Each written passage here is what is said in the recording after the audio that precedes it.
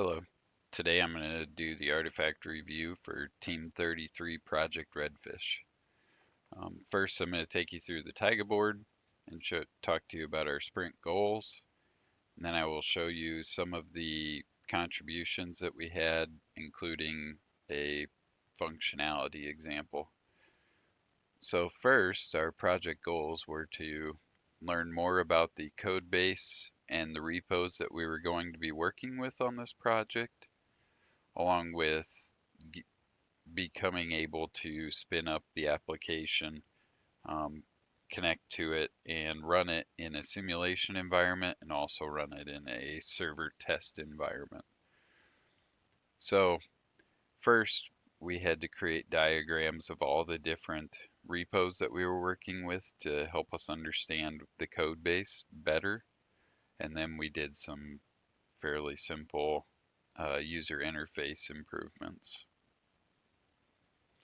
So I will take you over to a Redfish Insight Node.js instance. I spun this up on my computer just because it was easier to see. So first, we added the legacy option to be able to connect to legacy equipment. Eventually, this will be functioning as RF Collector does currently. RF Collector is currently only a command line argument or a command line interface application. So he would like to our sponsor would like to build this in as current functionality within the user interface.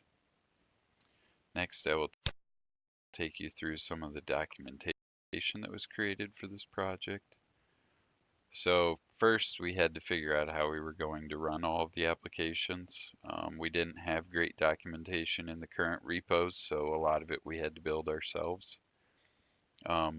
Adam built this document to help us spin up the sailfish simulator. So first we had to pull the image for the Docker containers, and then here's the command line argument for running the sailfish simulator container, and then here's to run the RF Insight, which is the project before we took it over's name.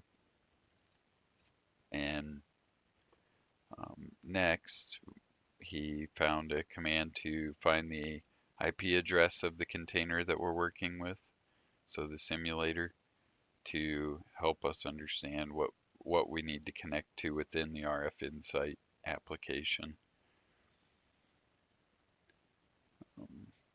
And then lastly, how to shut it down and remove the containers.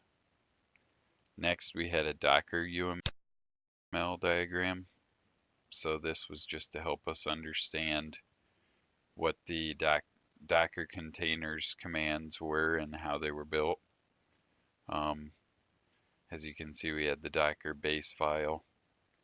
It connected to our InfluxDB and our Grafana. So this Docker file told it to pull down instances of these two files into the container when it builds it. And that allows us to run the base image for RF Insight. Next is a document for the this is a document for RF Insight. This is some of the basic.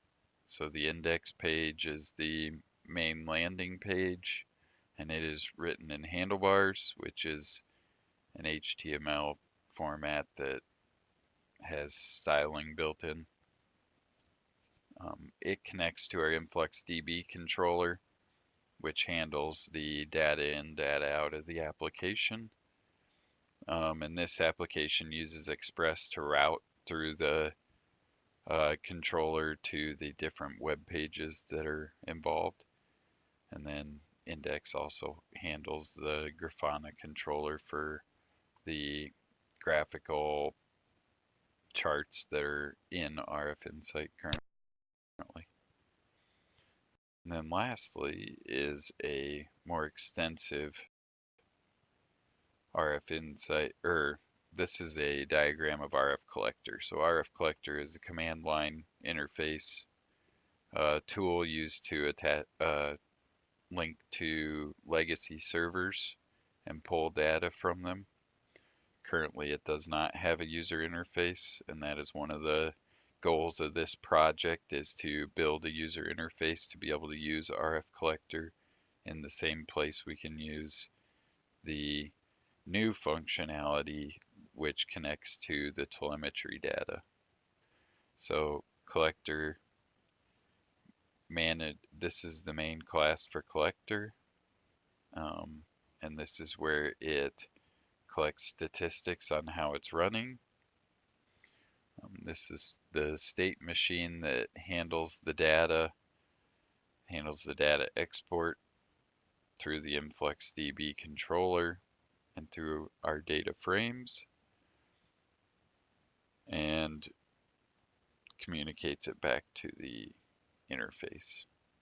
We've had significant problems with trying to get everything spun up and working properly. So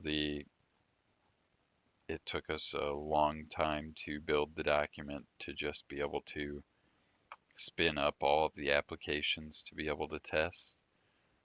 Friday, we finally got access to the server environment that we're supposed to be connecting to. Originally, we did not even have access to the simulator tool, so we weren't able to spin up the application past the landing page. All of those hurdles have been overcome now, which sets us up to have a much more productive Sprint 2. Thank you.